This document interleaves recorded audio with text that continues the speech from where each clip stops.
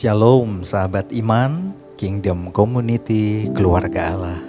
Sungguh satu kebahagiaan kita bertemu kembali dalam pastoral message. Mari kita berdoa sebelum mendengar renungan singkat ini. Oleh anugerah-Mu kami hidup Tuhan, dan oleh iman kami dibenarkan. Lapar haus hati ini akan firman-Mu, supaya kami kuat tahan dan menang atas pandemi COVID-19. Dalam nama Yesus, amin. Tema renungan saat ini, solusi depresi COVID-19. Solusi depresi COVID-19. Kita akan melihat sejenak COVID-19, depresi, dan solusi. Di tengah-tengah pandemi COVID-19 yang melanda lebih dari 200 negara, berbagai macam krisis kehidupan sedang terjadi saat ini. Karena COVID-19 telah melumpuhkan ekonomi bisnis dan mengancam keberlangsungan hidup manusia, beban depresi masyarakat begitu berat. Data Direktorat Jenderal Pembinaan Hubungan Industrial dan Jaminan Sosial Ketenagakerjaan Indonesia tanggal 16 April tahun 2020, dari 114.000 perusahaan lebih telah mem-PHK hampir 2 juta karyawan. Sungguh penting saat seperti ini mengelola krisis identitas diri yang sedang terjadi supaya tidak berkembang menjadi konflik. Bisa saja konflik kepribadian, konflik keluarga, konflik dan ketegangan lingkungan, sampai kepada konflik masyarakat. Kalau kita memperhatikan COVID-19, virus corona, tujuannya jelas, hanya satu tanpa kompromi, melumpuhkan dan membunuh nyawa manusia. Virus corona tidak tertarik untuk menyerang kedudukan saudara, menyerang jabatan saudara, atau kekayaan saudara. Virus corona tidak gentar terhadap senjata-senjata canggih nuklir, pesawat siluman, atau tank-tank lapis baja. Senjata biologi pun yang dijalankan oleh orang-orang dengan pasukan-pasukan elit yang khusus pun dia tidak gentar. Karena menurut National Institute of Allergy and Infectious Disease dari Maryland, US, ukuran virus corona itu yang baru, yang sedang terjadi mutasi gen dan aktif multiplikasinya 120 sampai 160 nanometer, 120 sampai 160 sepermiliar meter. Jadi mikroskop cahaya tidak mampu teropong itu, yang bisa mampu teropong mikroskop elektron. Karena itu dia tidak gentar dengan lawan apapun. Tim medis dan tim saintis sungguh dibuat pusing untuk penemuan vaksinnya. Memang ada hal-hal yang di luar kemampuan kita manusia. Hanya keajaiban Tuhan yang bisa menjadi jawaban. Nah, di tengah-tengah kebingungan masyarakat, sebagian orang panik jiwanya, bertanya-tanya apa Tuhan ada dalam kondisi pandemi COVID-19 ini. Sebagian orang lagi bertanya, apakah Tuhan sedang menanti-nantikan pertobatan massal dari dosa-dosa? Tapi sekelompok orang juga berkata, tangan Tuhan sedang memulai proses dapur api pemurnian bagi gerejanya, saat pemurnian sedang berjalan bagi tubuh Kristus di muka bumi ini. Dalam kondisi pandemi virus corona yang tak kunjung reda ini, banyak orang mengalami stres. Mari kita menyimak sejenak mengenai depresi sampai ke stres ini, saudara. Orang-orang Yunani punya istilah terhadap depresi. Bareo mereka berkata, artinya orang depresi itu orang yang tertekan dengan beban penderitaan yang begitu berat hingga ke posisi nadir terendah. Sampai dia sesak nafas, sulit tidur, ritme jantung yang kacau, sakit kepala, seolah-olah ia berada di depan pintu alam kegelapan. Seperti itulah depresi. Pada tulisan kuno abad kedua Masehi, Dr. Arethaus menggambarkan depresi secara harafiah itu seperti air empedu hitam, melankolia. air empedu hitam. Dikarenakan orang depresi itu berpikir menolak dirinya sendiri. Dikarenakan mengapa kok seperti air empedu hitam depresi itu? Emosi orang depresi itu marah. Tidak ada harapan, marah kehilangan penghasilan, marah kehilangan kesehatan, marah kehilangan orang yang dicintai, marah kehilangan tujuan hidup, marah kehilangan harga diri sampai bisa mempertanyakan Tuhan engkau ada atau tidak. Dan spirit orang depresi itu tercengkeram begitu rupa dalam ketakutan masa depan hingga takut kematian. Saudara, kita tiba dalam penelitian secara psikologi depresi ini ya. Pikiran dan emosi negatif orang-orang depresi terhadap dirinya, terhadap kondisi COVID-19 dan terhadap masa depan.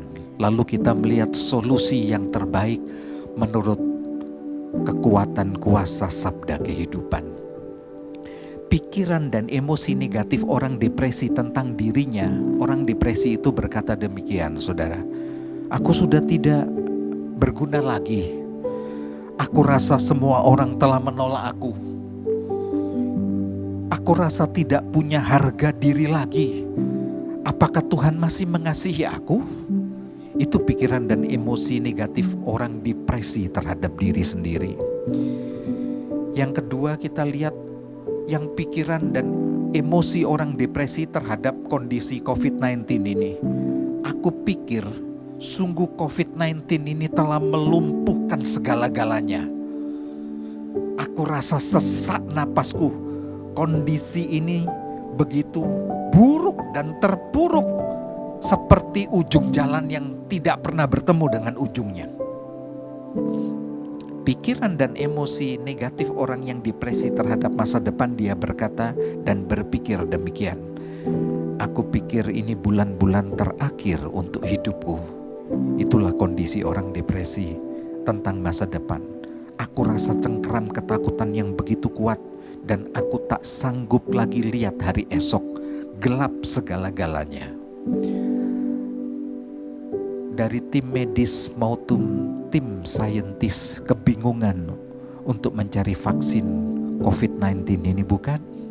Secara psikologis juga berdampak yang sangat buruk.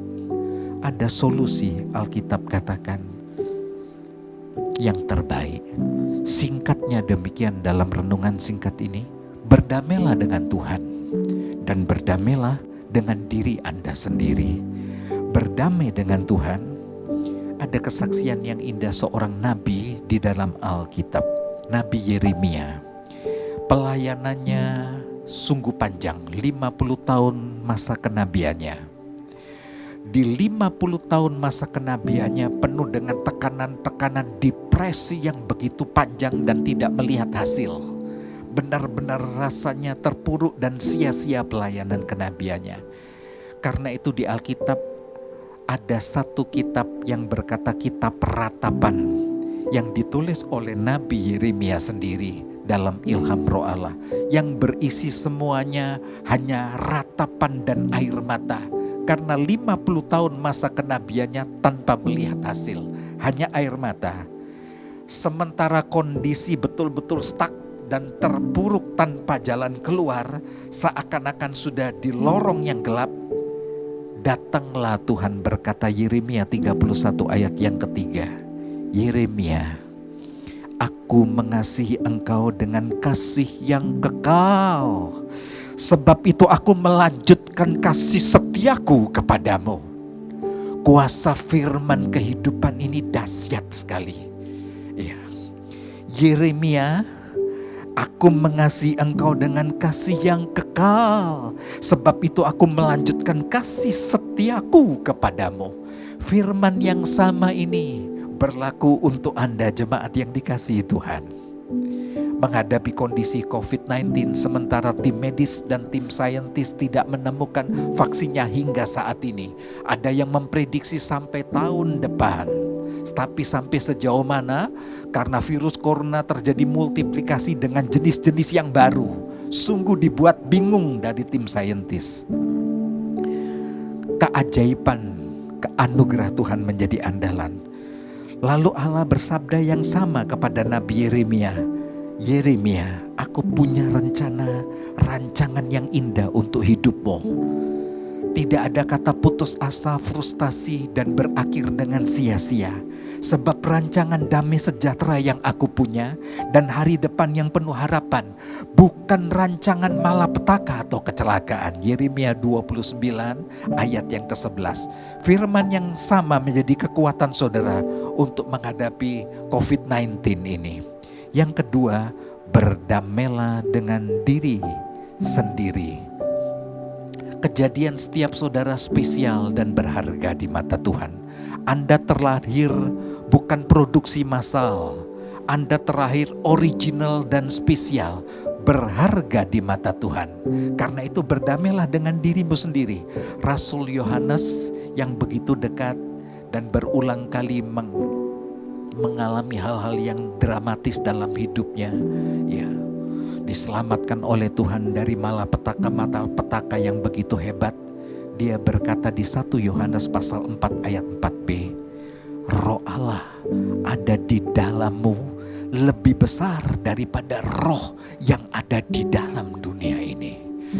Roh Allah yang ada di dalam dirimu, roh kebenaran, roh kekuatan, roh kasih itu lebih besar dari kekuatan kuasa COVID-19 yang ada di dunia ini. Dan Allah berfirman yang sama kepada Timotius yang masih muda dan mengembalakan jemaat di Efesus pada waktu itu, terang kota Asia, Efesus. Allah berkata, Timotius, aku memberikan kepadamu bukan roh ketakutan, melainkan roh yang membangkitkan kekuatan, roh yang membangkitkan kasih, roh yang membangkitkan ketertiban atau disiplin.